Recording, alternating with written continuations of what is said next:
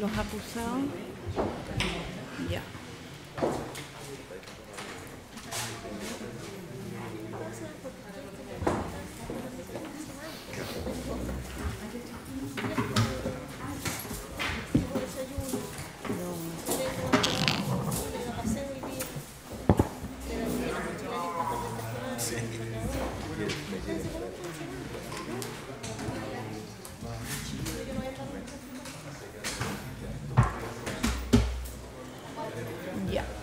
Estamos en condiciones entonces de reanudar la audiencia con la presencia de todos los intervinientes. El tribunal en su composición original, están los acusados, y en esta jornada nos corresponde escuchar la réplica por parte del Departamento de Práctica de Asistencia Legal de la Pontificia Universidad Católica de Chile.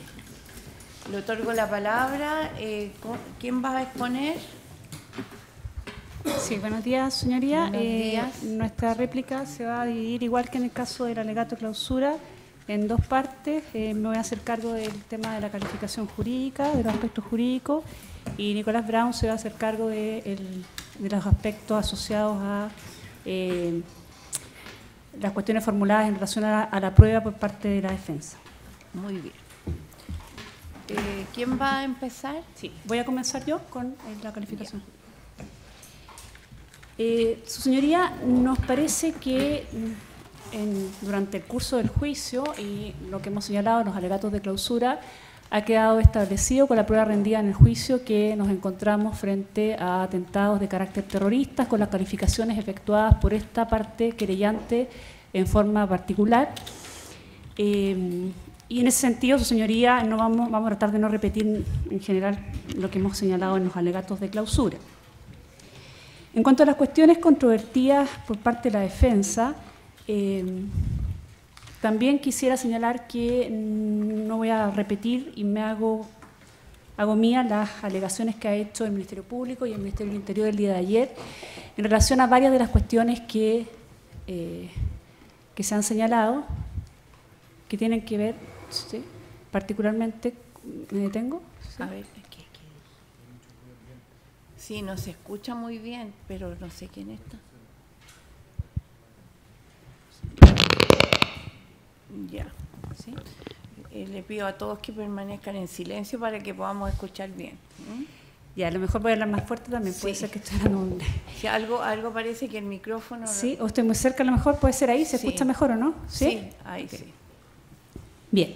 Entonces señalaba que no voy a repetir las alegaciones que se han hecho por parte del Ministerio Público y del Ministerio del Interior, las cuales hago propias, salvo en cuanto a calificaciones jurídicas. Voy a hacer algunos énfasis y algunas cuestiones que no se han mencionado también, sin perjuicio de lo cual me adelanto que es una cuestión que probablemente su señoría ya podrá advertir, que sí me tengo que hacer cargo de manera particular respecto a la calificación jurídica presentada por esta querellante, que tiene que ver con la calificación de homicidio frustrado en uno de los casos. De tal manera, su señoría, que refiriéndome en particular a las cuestiones controvertidas por la defensa, quisiera señalar que en cuanto a las dos primeras, vale decir, a el bien jurídico protegido en el delito terrorista, esto es lo presuntamente señalado por la defensa en cuanto a que nuestro ordenamiento jurídico exigiría la infracción al orden constitucional, compartimos lo ya señalado extensamente por el Ministerio del Interior, sobre todo, y también por el Ministerio Público, en el sentido de que nuestro sistema, nuestra ley, no exige la infracción a este bien jurídico, sino que más bien se trata de un delito pluriofensivo, como también lo señalamos en el alegato de clausura, pero además señalando que en general todos los países de corte occidental, tanto América Latina, España, Italia, Alemania, en general tienden a establecer bienes jurídicos distintos, entre los cuales se señala justamente la paz pública, la paz, la seguridad pública también y el orden público, o sea, varios bienes jurídicos, y solamente algunos ordenamientos jurídicos hacen alusión al orden constitucional, que no es el caso de nuestro sistema penal.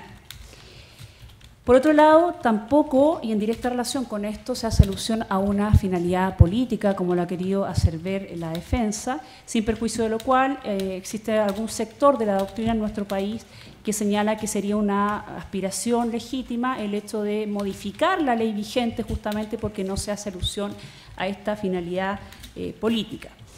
Y la verdad es que si uno hace un análisis de lo que hacen los distintos autores, tal vez la única referencia de la cual pudiesen colgarse tiene que ver con este atentado a cierto grupo de personas en que se ha querido ver por parte de la doctrina una finalidad de carácter político.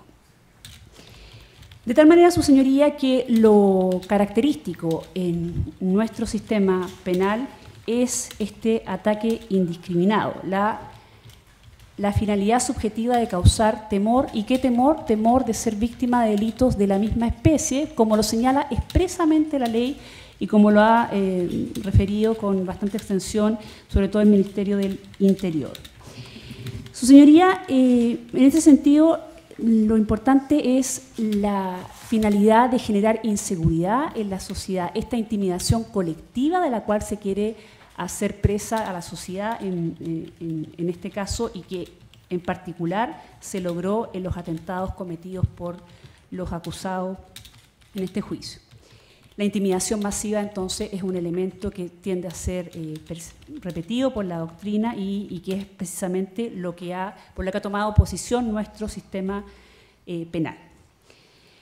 Se ha señalado también como ejemplo lo que hace Alemania, que tampoco exige finalidades políticas. De tal manera, su señoría, que como bien señaló el Ministerio Público, tanto desde el punto de vista legal, como desde el punto de vista doctrinario, como también desde el punto de vista fenomenológico, no corresponde el atentado contra un orden constitucional como un bien jurídico protegido especialmente por nuestra Ley 18.314. De tal manera que hago mías todas estas alegaciones y no me voy a referir más al bien jurídico. En cuanto a este requisito respecto al sujeto activo del delito, que tiene que ser una organización, su señoría, también me parece que ha quedado bastante claro que no es un requisito exigido por nuestra ley. Yo hice menciones a las cuales no me voy a volver a referir, que tienen que ver con lo que ha señalado, de hecho, por el propio Bascuñán, en el sentido de que al modificarse la ley y crearse la asociación ilícita como una de las conductas, justamente deja hecha por tierra esto de que solamente puedan ser organizaciones las que cometen esta clase de ilícito. Pero además, su señoría, me voy a hacer cargo en particular respecto a algunas alegaciones que ha hecho la defensa en este sentido, indicando que esto de exigir un requisito adicional a lo señalado por el tipo penal no es algo, digamos, extraño, y señala como ejemplo el delito de estafa. Cabe señalar, su señoría, que en relación a este delito, el mismo Héctor Hernández, en su libro Aproximación a la problemática de la estafa, problemas actuales del derecho penal, del año 2003, página 168, señala específicamente que los requisitos doctrinarios para el delito de estafa no es que se construyan de la nada, sino que emanan de la propia ley, completamente contrario a lo que pudiese pasar en esta pretensión que hace el defensor en el caso de la exigencia de una estructura organizativa. Es la conducta de engañar la que exige, por tener justamente un carácter equívoco, la equivocidad del vocablo engaño justamente se señala que es la que hace que se exija el error como contrapartida de este engaño, ¿ya? Y entonces, de tal manera que la conducta de engañar trae consigo necesariamente el error producido en la víctima. Perdón. Y respecto al resto de los requisitos también del delito de estafa, emanan de la propia legislación, toda vez que se trata de un delito contra la propiedad en que precisamente lo afectado es el patrimonio de la persona, y un elemento que nos permite además llegar a esta conclusión es que las penas para el delito de estafa están graduadas según el perjuicio sufrido por la víctima. Además, su señoría, se ha hecho presente que el defensor ha indicado varios casos que han sido traídos a colación por el defensor en esta oportunidad, que no han sido objeto de prueba por parte de la defensa, respecto a atentados ocurridos en otras partes en otras partes del mundo, específicamente en Estados Unidos. Ya está señalado que 2 de estos atentados terminaron sin ninguna sanción porque estas personas fallecieron. En un caso se suicidó y en otro caso, al parecer, resultó muerto producto de un tiroteo. De tal manera que solamente nos quedamos con la conducta que sí fue calificada como terrorista, que es el caso de Saipov. Exactamente. En ese caso, señoría, correspondería a un lobo solitario que lo que ha hecho más bien es mostrarse simpatizante respecto a ciertas ideas. El pretender que la estructura organizacional sea un elemento esencial para calificar una conducta como terrorista resulta, su señoría, absolutamente contraintuitivo. Significaría que en la práctica todas las organizaciones criminales se valdrían de lobos solitarios justamente para cometer estas conductas y que quedaran en la impunidad. Nadie pensaría en el sistema del derecho comparado en dejar estas conductas en la impunidad. Y ejemplos como el que nos trae hoy día, por el que estamos en este juicio, lamentablemente hay mucho más frecuentemente de lo que quisiéramos. En septiembre de este año, un atentado producido en el metro de Londres por parte de un solo ciudadano provocó lesiones en 22 personas. Los servicios de emergencia se desplegaron y la primera ministra británica, Theresa May, indicó que Reino Unido mantiene alerta terrorista en nivel grave, el cuarto de una escala de 5 tras este atentado en que resultaron lesionadas 22 personas. Bastante similar a lo que ocurrió acá.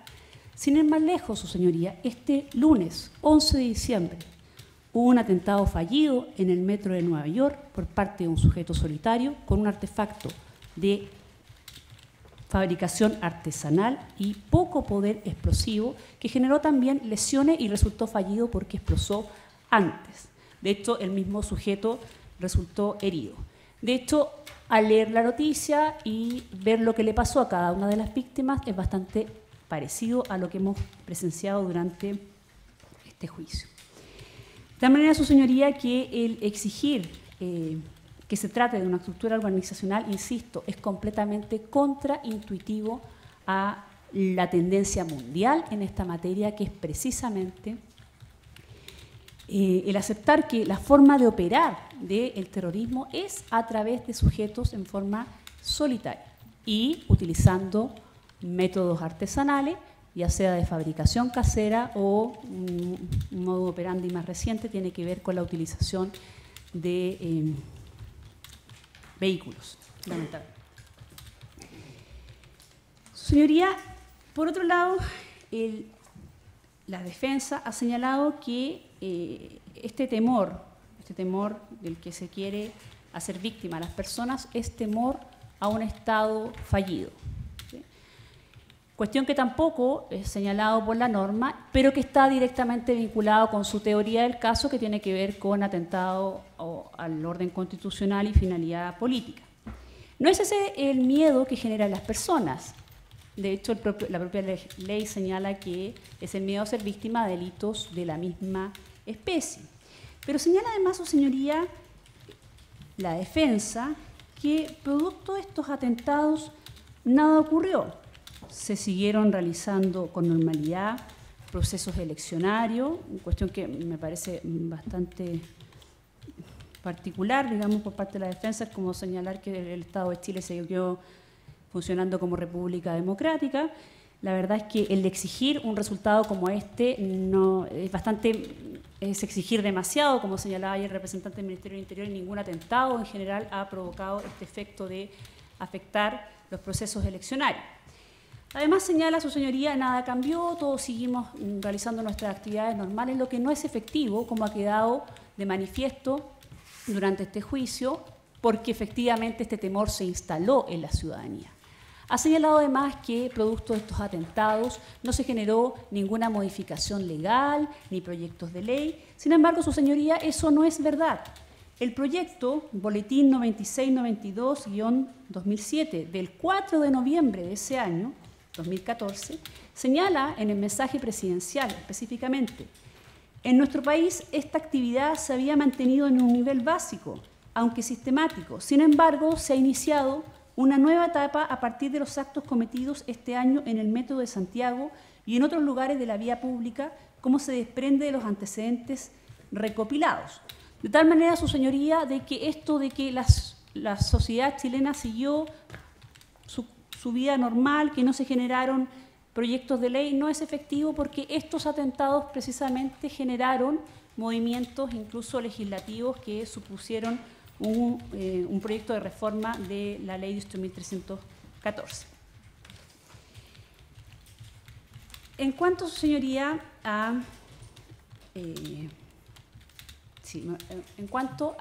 siguiendo con este miedo, a la finalidad de la defensa de querer equiparar el miedo, que es el miedo indiscriminado que genera esta conducta, con miedos propios de conductas cotidianas, lamentablemente, como los lanzazos, o señaló también el ejemplo del violador serial, la verdad es que resulta bastante anecdótico, por decirlo menos, toda vez que efectivamente, y lo hemos podido ver en este juicio, el miedo que generan este tipo de atentados es un miedo que no tiene parangón. No existen, no es un miedo a ser víctima de un atentado individual, sino que es un miedo colectivo, su señoría.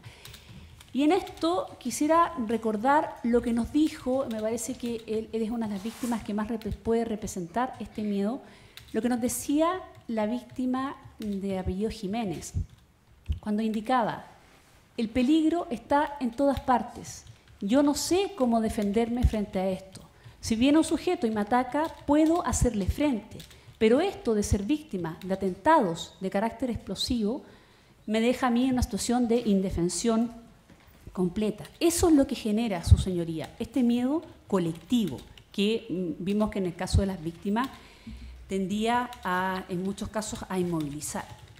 Señaló también la defensa, que, citando a Héctor Hernández, que el miedo no puede quedar entregado al criterio de las víctimas. Podemos compartir esa opinión y, de hecho, en general, en la mayoría de los tipos penales, las calificaciones de los elementos típicos no quedan entregados en manos de las víctimas. Dígase, por ejemplo, respecto a la significación sexual de la conducta en los delitos de ese carácter. Pero en este caso, señoría, no es que, y precisamente, ¿por qué no se deja en manos de las víctimas? Porque pueden haber víctimas mucho más temerosas que otras y entonces se genera artificialmente este temor.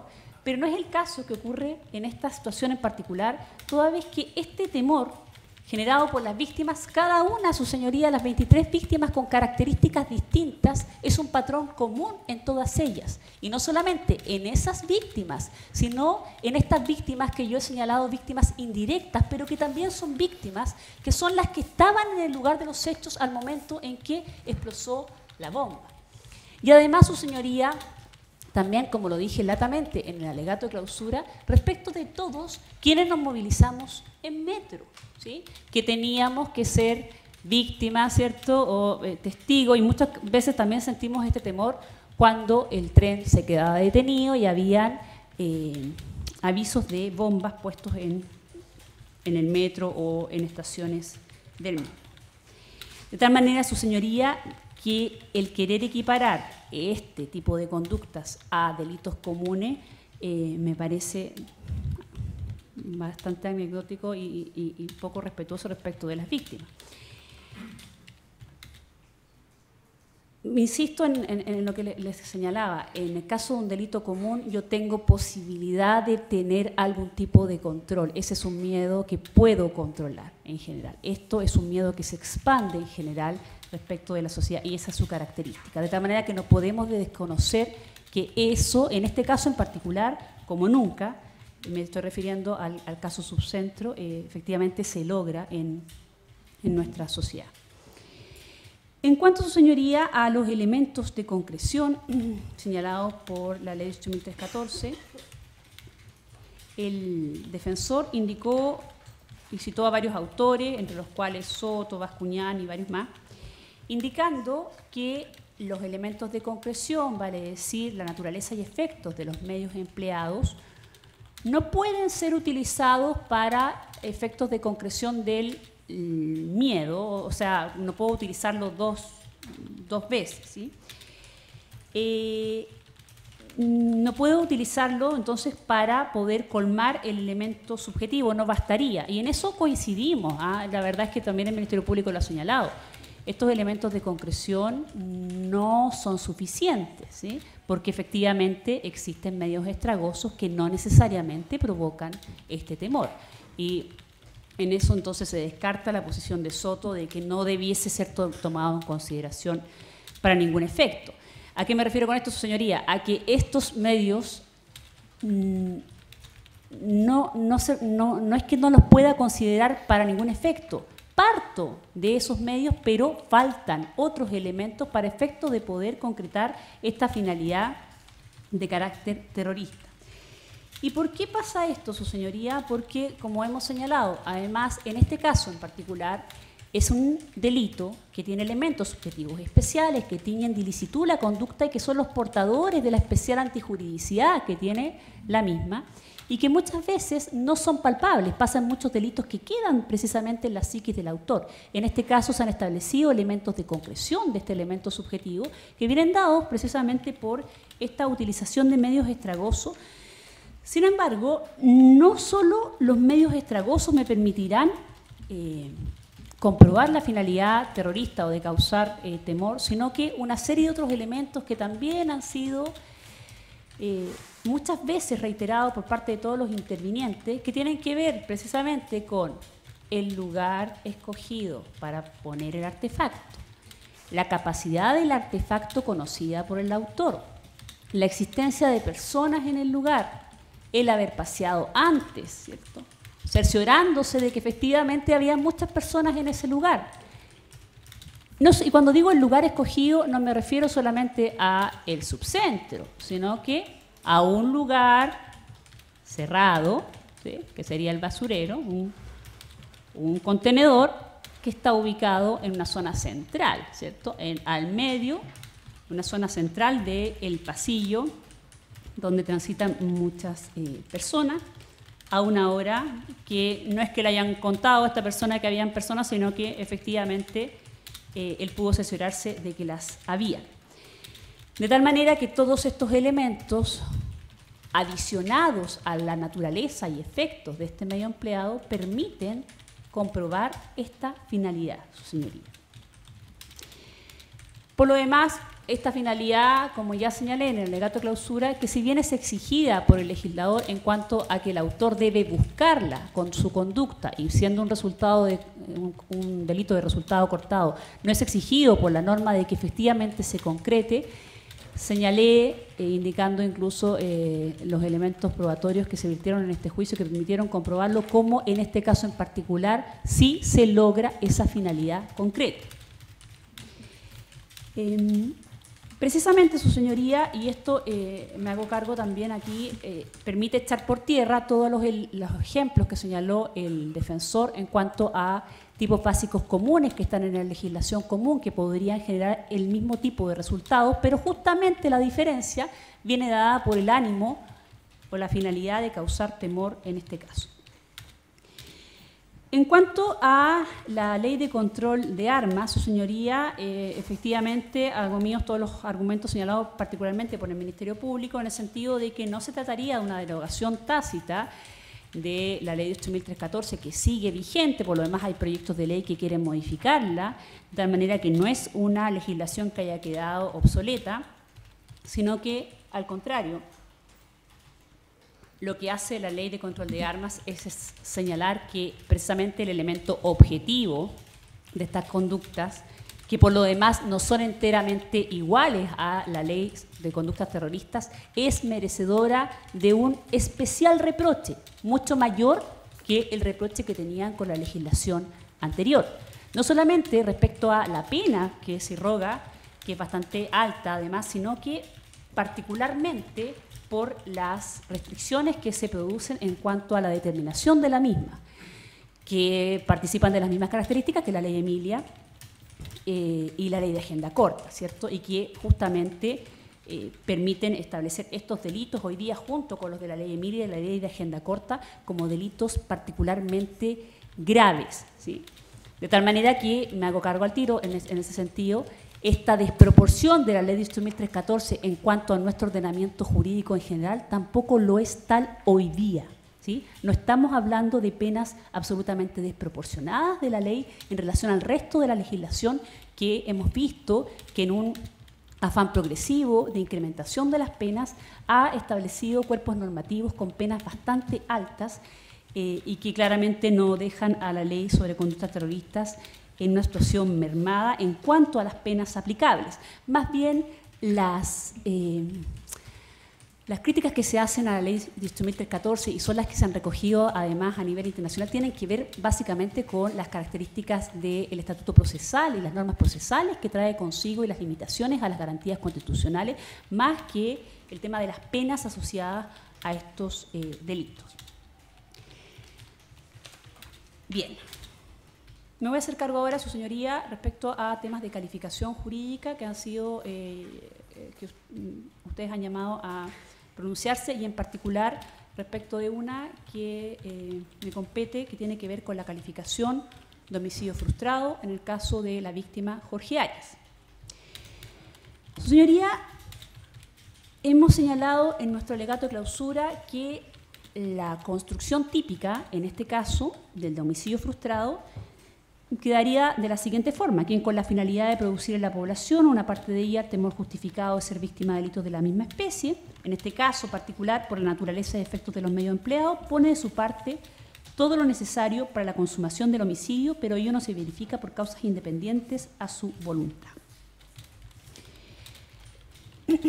Su señoría, en cuanto al desvalor de la conducta del sujeto, que conocía el alto poder destructivo del artefacto, conocía el lugar, ya me he referido a todas las situaciones especialmente gravosas en las que coloca el artefacto que explosa. Todos los resultados que produjese ese desvalor eran queridos por el sujeto, sea que se produjesen muertes, sea que se produjesen lesiones, sea que se produjesen mutilaciones, lesiones más o menos permanentes, porque eran todos consecuencias necesarias de la explosión de ese artefacto explosivo cuyo poder destructivo era conocido por el sujeto. De tal manera que la diferenciación, en este caso, respecto de la situación de cada una de las víctimas, queda entregada respecto al desvalor de resultado producido en cada caso, que es parte de la voluntad del sujeto, porque todos estos resultados son queridos por él, en tanto pueden producirse. En este caso, su señoría, concurren todos los presupuestos para la calificación de homicidio frustrado en el caso de Jorge Arias. Claramente que debe hacerse una diferenciación respecto de las víctimas y sabemos, como lo hemos constatado en estrados, que la persona más afectada físicamente por estos atentados fue don Jorge Arias. Y el resultado de muerte no se produjo por causas independientes de la voluntad del hechor. Eso es el delito frustrado, en este caso de homicidio.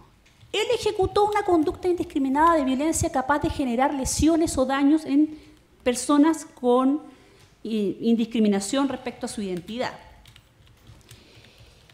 Y esas lesiones o muertes se producirían respecto de sujetos que estuviesen cercanos al lugar de explosión.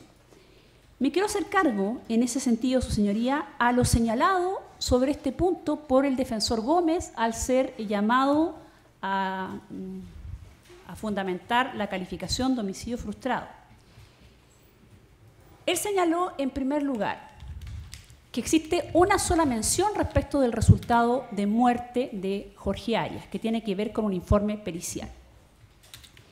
Me parece, señoría, que eso es desconocer el valor de muchos otros medios probatorios de carácter indiciario que se refirieron justamente a esta posibilidad de muerte.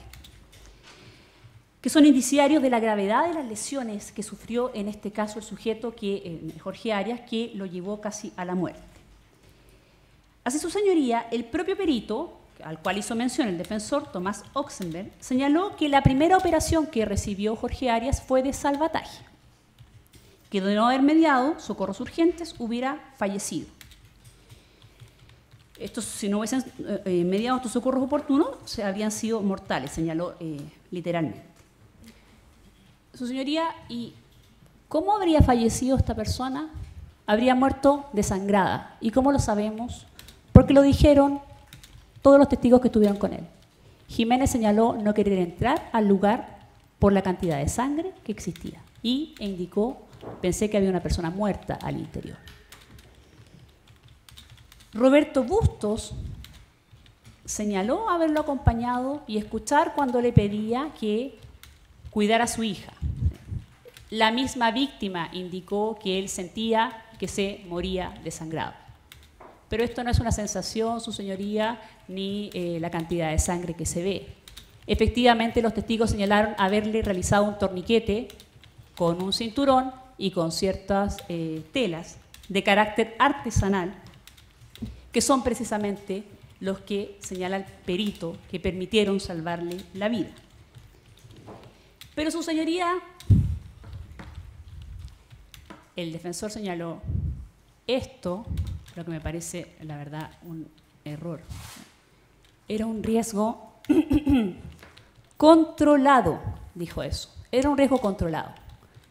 No se iba a producir la muerte porque había personal médico. ¿Quiénes socorrieron a don Jorge Arias, su señoría? Lo socorrieron las personas que estaban en el lugar, que también fueron víctimas. No eran médicos ni enfermeros. Fueron personas que, por su solidaridad y que no salieron arrancando, como lo hizo muchas personas, que además es una reacción que pudiésemos considerar normal respecto de una persona que presencia este tipo de actos, lo socorrieron y lo ayudaron de la forma que pudieron. ¿Sí? Precisamente eso es lo que le salvó la vida, porque luego llegaron ambulancias y personal que no era tampoco médico, sino que enfermeros. De tal manera, su señoría, de que esta alegación de que existía personal médico, su señoría, si el aparato explosivo no lo pusieron en un hospital, lo pusieron en un centro comercial, que no tiene por qué tener personal médico y que de hecho no lo tenía, y no fue el personal médico el que socorrió a Jorge Arias. Era un lugar que no estaba preparado para un ataque de esta naturaleza, como no estaría ninguno, su señoría, porque un ataque de esta naturaleza no había tenido precedente en nuestro país. De tal manera, su señoría, que cuando habla de riesgo controlado, me cuesta comprender a qué se está refiriendo, cuál es el control que tiene este sujeto respecto a la posibilidad de evitar la muerte de Jorge Arias. El sujeto no tenía control respecto a quiénes, cuál era la identidad de las víctimas que iban a ser impactadas, tampoco cuál era la distancia a la que se iban a encontrar respecto de la explosión, qué material los impactaría, si iban a ser esquirlas o otro tipo de material, si chocarían con otras personas. Nada de eso estaba dentro de su control, su señoría, y sin embargo forma parte de su voluntad porque es un resultado necesario respecto de la explosión de un artefacto de esta naturaleza. ¿Cuántos iban a resultar lesionados? Tampoco estaba dentro de su control. Si algunos morirían o quedarían lesionados o amputados, tampoco estaba dentro de su control, pero eran consecuencias necesarias de su acción y por lo tanto queridas. Lo señalé también en el alegato de clausura, que ahí está la diferencia justamente entre el deseo y el querer. El querer, en tanto es una consecuencia necesaria de mi actuación, forma parte de mi voluntad, a diferencia del deseo, que tiene una connotación de carácter afectivo. No es necesario ese deseo para efectos de tener por acreditado el dolo directo, en este caso. Por otro lado, su señoría, señalé que el tipo de lesiones, en definitiva, para el agresor era una consecuencia necesaria porque todas estas personas, en el fondo, eran instrumentos, ¿sí?, para mostrar sus conductas a la ciudadanía. Fuera quien fuese, no existían como en esto recuerdo también haberlo señalado en el alegato de clausura, lo que nos decía Benjamín Ulloa: yo a estas personas no las conozco, yo no sé por qué hacen esto respecto de mí. No hay un ataque respecto de esa persona, sino que cualquiera podría haber sido. Finalmente, así que eso respecto al riesgo controlado señalado por el abogado Gómez. Por lo demás, su señoría, yo creo que este riesgo controlado ni siquiera pudiese señalarse como un argumento para descartar un homicidio frustrado poniéndose un artefacto explosivo en un hospital, porque no podemos controlar tampoco quiénes van a resultar en definitiva muertos y quiénes con lesiones en ese caso. No puede decirse que estaba controlado el riesgo por parte del agresor. Señala el defensor Gómez, por último, en su alegación respecto a la calificación jurídica, que no hay finalidad homicida porque existen otros artefactos con mayor poder destructivo, cuando, por ejemplo, como cuando se ponen esquirlas al interior del artefacto. Su señoría, eso no es efectivo, toda vez que justamente el mayor poder destructivo de este artefacto tiene que ver por las características del lugar en que se colocó, en que las esquirlas no era necesaria que las tuviese el artefacto internamente. Las esquirlas fueron creadas por el propio artefacto y el contenedor que lo tenía. 14 esquirlas metálicas fueron encontradas en distintas partes del subcentro e incluso al interior de cuerpos de las personas afectadas. Él ya sabía qué efecto provocaba esta explosión porque ya lo había constatado en superficies duras, en paredes de vagones, ¿sí? ¿Cuánto más daño podía producir respecto de piel, arterias, musculatura e incluso huesos, como vimos en el caso de Benjamín Ulloa? Es de tal manera, su señoría, que este interviniente va a insistir en que la calificación jurídica específicamente respecto de la víctima Jorge Arias corresponde a la de un homicidio frustrado y no unas lesiones graves, porque precisamente en este caso en particular hay un mayor desvalor de resultado producto de la conducta realizada por el imputado Flores, el acusado Flores.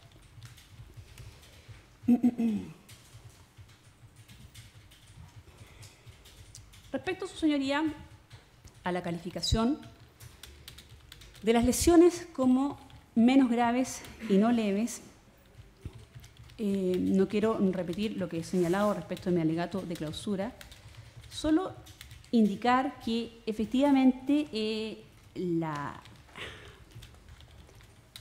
especial privilegio que tienen las lesiones leves, que tiene que ver con la calidad de las personas y las circunstancias del hecho, claramente que distan bastante de lo ocurrido en este caso en particular, en que justamente la calidad de las personas, no la calidad de las personas, porque son personas, bueno, personas en realidad, sí, la calidad de las personas en el sentido de personas inocentes que transitaban por el lugar y las circunstancias del hecho, permiten hacer una distinción respecto de lesiones de carácter simplemente leve. Señalé además en mi alegato de clausura que justamente para evitar que pudiese tener un criterio distinto el ente juzgador respecto de los casos de violencia intrafamiliar, se introduce expresamente la prohibición de que sean considerados leves pese a que los resultados producidos pudiesen ser de menor envergadura. Misma cuestión debiese aplicarse acá por una interpretación de carácter normativo. Pero además, su señoría, en este caso en particular, y por eso cité la sentencia de la Corte Suprema del 6 de marzo del 2001, rol 3397, debe tomarse en especial consideración el especial daño psicológico y el impacto en la psiquis de estas personas que tuvo precisamente este atentado de carácter explosivo, para efectos de que ellas sean consideradas como menos graves y en ningún caso como lesiones leves, porque las consecuencias en sus vidas futuras claramente que no son iguales a un caso de un simple atentado contra la integridad de la persona de carácter leve que tarda en sanar menos de 7 días y se acoge el criterio que fue dado solamente, por lo demás, como lo señalé en el alegato clausura, para los casos de la ley de tránsito, conducta ocasionada a propósito de la ley de tránsito. Tampoco es efectivo lo señalado por el defensor Camus en cuanto a que estas lesiones, bueno, en ese sentido me referí solo al caso del defensor Flores, misma argumentación respecto del defensor Camus en cuanto a que todas las lesiones, por las mismas consideraciones, deben ser consideradas lesiones menos graves. En cuanto a la posibilidad de que sean absorbidas por la conducta del número 2, ahora me voy a referir específicamente a lo señalado por el defensor Camus, este interviniente es del parecer de que no pueden efectivamente absorberse, toda vez que la conducta que es sancionada por el artículo 2, número 2, supone el apoderarse o tentar contra una nave o medio de transporte en servicio o realizar actos que pongan en peligro la vida, la integridad corporal o la salud de sus pasajeros o tripulantes. O sea, es un delito de peligro concreto, en este caso. La puesta en peligro que se produzca respecto de estas personas. No se exige el efectivo daño, de tal manera que de producirse, este debiese ser sancionado a título independiente, ¿sí? Pero su señoría, y acá me hago cargo de también una cuestión que ha sido llamada a debatir por parte del tribunal, que tiene que ver con la posible infracción del nebis in idem, que tiene que ver con estas conductas como colocación, ¿cierto?, de artefactos versus los resultados producidos, y que tiene que ver un poco también con las conductas de peligro versus los resultados de daño. Efectivamente, su señoría, en los casos que tenemos conductas de peligro y conductas que exigen daño, las conductas que se traducen en daños tienden a absorber, ¿cierto?, a las conductas de peligro. ¿Por qué? Porque el peligro que se quiere generar respecto de un determinado bien jurídico efectivamente se concreta, y eso hace, por ejemplo, que conductas que pudiésemos considerar de peligro, como son estados imperfectos en la ejecución del delito, sean absorbidos por etapas imperfectas, como sería el delito consumado. En eso mi alegación pareciera coincidir con la señalada por el defensor. Sin embargo, existe un plus, en este caso, que deja subsistente estas conductas, que tiene que ver con el peligro generado para otros bienes jurídicos, distintos a los lesionados en el caso en particular. Y me refiero, en el caso de Subcentro, a las cerca de 417 personas que transitaron por el lugar, y en el caso de los dominicos, 155 personas que estuvieron en contacto. Estuvieron en el lugar y también que ocuparon el metro de tal manera que pudieron ser víctimas. El peligro subsiste respecto de estas personas. Algo similar, no exactamente igual, podía darse a propósito de esta discusión que fue zanjada finalmente por la Ley de Control de Armas, que tenía que ver con el porte y efectivamente el delito de homicidio, por ejemplo, que se producía. Y eso hacía que en general la doctrina tuviese una división, ¿cierto?, de cómo resolvía esos casos. Y si uno hace un análisis jurisprudencial de cómo se resolvían, a mi juicio, digamos, correctamente estos casos, efectivamente en aquellos casos en que el porte seguía manteniendo una sanción independiente al delito de daño producido, tenía que ver justamente con portes durante varios días de las armas que ponían en peligro otros bienes jurídicos, ¿sí? Y no solamente el bien jurídico lesionado en el caso particular de manera a veces aleatoria, ¿sí?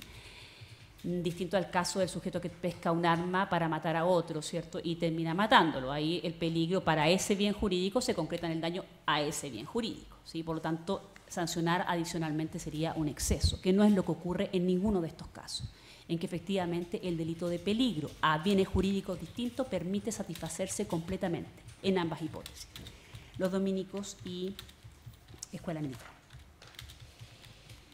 Bien. Ahora respecto a la forma en que deben ser tratados, una norma sobre penalidad, que es una alegación que quiero señalar, su señoría, que es una alegación que solo hace el defensor Camus, no el defensor Gómez, en el sentido de que el concurso de delitos, de lesiones, tiene que ser tratado como un concurso ideal, ha señalado él, versus la posición que hemos señalado y que ha sido también referida por parte del Ministerio Público en cuanto a que se trata de un concurso real. La forma o la utilización de un hecho único para provocar distintas afectaciones a bienes jurídicos individuales, ¿sí? Que se traduce en un tratamiento claramente de una injusticia total. Si tuviese el mismo tratamiento que el concurso ideal, porque el sujeto elige esta forma, que es mucho más cómoda, utilizar un aparato explosivo para provocar tantas muertes, resulta contrario a un sistema penal que se caracteriza por tratar casos iguales de manera semejante. ¿Qué diferencia hay entre disparar 3 veces o utilizar un artefacto explosivo para provocar esas 3 muertes o 3 lesiones? Es lo que nos dice precisamente la sentencia de la Corte de Apelaciones de San Miguel al tratar este caso que señalé en el alegato de clausura, en que con una bala se matan a 2 personas, ¿cierto? Precisamente esta forma única de provocar estas muertes puede llevar a resultados bastante injustos. Por lo tanto, la doctrina se tiende a inclinar porque estos casos sean tratados como concursos reales, justamente otorgándole valor a estos bienes jurídicos que son de carácter personalísimo, y recuerdo haberme también referido con bastante extensión a este punto. Entonces, desde un punto de vista valorativo, su señoría, no existe otra posibilidad que dar un tratamiento de concurso real, reconociendo que frente al mismo desvalor conductual, lo relevante es la producción de distintos resultados. Cada muerte satisface las exigencias de un tipo penal de homicidio, cada lesión satisface las exigencias de un tipo penal de lesión, de tal manera que debiesen ser sancionados de manera independiente. Así lo ha señalado, bueno, y solo hacer referencia a lo que ha dicho también el señor fiscal, Garrido Mon, también Novoa, también Politov, Matos y Ramírez. Se ha señalado también el fallo de la Corte de Apelaciones de San Miguel, también un fallo del Tribunal Supremo Español, bastante reciente. Pero además, y aquí me quiero detener, su señoría, un poco, se ha señalado como ejemplo reciente, que ya habíamos tenido algunos fallos jurisprudenciales en este sentido, el fallo en el famoso caso Alto Río. Sentencia de Corte Suprema, rol número 185-2014. Y este fallo, su señoría, no solo confirma lo que acabo de decir, sino que además va mucho más allá, ¿sí? En este caso se trata de un cuasi delito con resultados múltiples. Y sin embargo, siendo un cuasi delito, que es una cuestión discutida doctrinariamente, incluso yo misma creo que no es tan claro ese caso como el caso frente al cual estamos, porque el desvalor conductual es claramente inferior a un caso de un delito doloso y doloso con las características que estamos, con las que estamos encontrándonos. En ese caso, su señoría, en que en general la jurisprudencia había tendido a considerar un solo cuasi delito, o en ciertos casos concurso ideal, lo que hay hoy día más bien es un reconocimiento a que los bienes afectados son bienes jurídicos de carácter personalísimo. De tal manera que lo que hace la Corte Suprema al confirmar ese fallo es precisamente reconocer que lo que hace la diferencia, en ese caso en particular, es del desvalor de resultado y la afectación a bienes jurídicos personalísimos. A mayor abundamiento, si eso se hace respecto de la conducta de menor desvalor, en cuanto al desvalor del activo, mutatis mutandi, con mayor razón deberá hacerse respecto de la conducta con mayor desvalor, como es el delito doloso. Bien,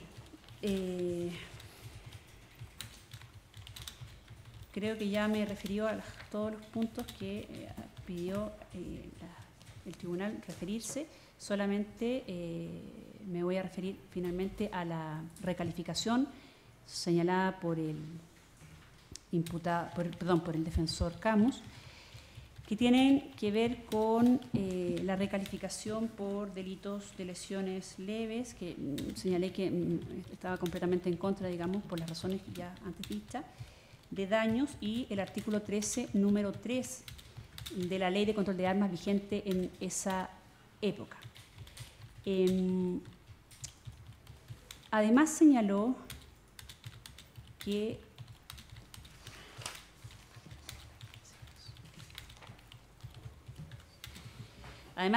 debiesen ser tratados como un concurso medial. Sobre el particular, su señoría, solo insistir, así como lo hizo el Ministerio del Interior, que no nos parece que esa es la calificación jurídica que debe darse a estos delitos, y que más bien lo que corresponde es que sean sancionados conforme a la Ley de Conductas Terroristas. Pero además, su señoría, me quiero referir particular a una de las calificaciones, haciendo propias las alegaciones que se han hecho por parte de mis antecesores, que tiene que ver con el artículo 13 de la Ley de Control de Armas. Su señoría, tal como lo señaló el señor fiscal, y llegaba hasta ahí en su alegación, y por eso quisiera hacerme cargo un poco de digamos, las consecuencias que trae esto, señaló que efectivamente el artículo 13 permitiría, digamos, calificar las conductas asociadas a el traslado y tenencia, ¿cierto?, de artefactos explosivos en esa norma. Sin embargo, y señaló varias veces, llega hasta la colocación, ¿sí?, porque no se refiere a la colocación el artículo 13. De tal manera que, dicho en otros términos, colocado que sea el artefacto, esa conducta absorbe a las conductas tránsito o delitos tránsito que permitieron justamente la colocación, de tal manera que es ese tipo penal, vale decir, el de la Ley 18.314, el que debe recibir aplicación en este caso, por estrictamente aplicación del concurso aparente de leyes penales y el principio de absorción, que hace justamente que para poder determinar cuál es la conducta que termina absorbiendo al resto que aparentemente concurren, hay que analizar los distintos elementos que concurren en la especie. En este caso en particular me voy a inclinar por tratarse de delitos que se llaman delitos tránsito, ¿cierto?, que van dirigidos hacia la colocación y que por lo mismo no deben recibir sanción independiente, sino que, efectuada que sea la colocación, es esta conducta la que absorbe las conductas previas de posesión y traslado. Por último, existe en cuanto al... No voy a señalar. No, su señoría, esas son mis alegaciones en cuanto a la descalificación jurídica. Doy paso a...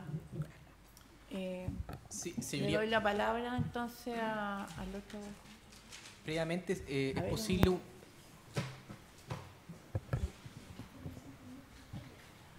Vamos a hacer un receso de 5 minutos. Ya, voy a pedir.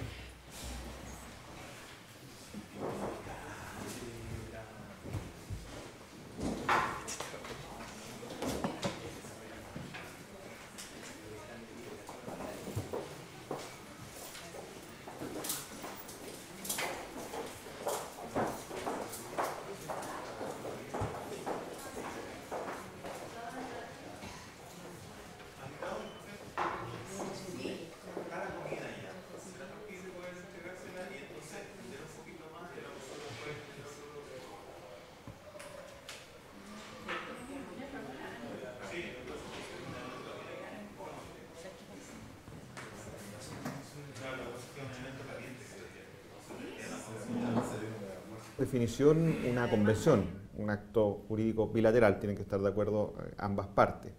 Y respecto de la reserva de derechos, nosotros hace poco, en el mes de agosto, hemos ratificado nuestra doctrina y hemos dicho que también tiene que ser con acuerdo de ambas partes. Suscribir el finiquito es importante, ya que permite cobrar el bono de cesantía, optar a beneficios en algunas municipalidades, acceder a seguros asociados a préstamos o buscar trabajo. Este debe ser firmado ante un ministro de fe, que puede ser el inspector del trabajo, presidente del sindicato, oficial de registro civil, secretario municipal o un notario. Está la posibilidad que el trabajador presente un reclamo en la inspección del trabajo, en la cual ambas partes son citadas a una audiencia de conciliación.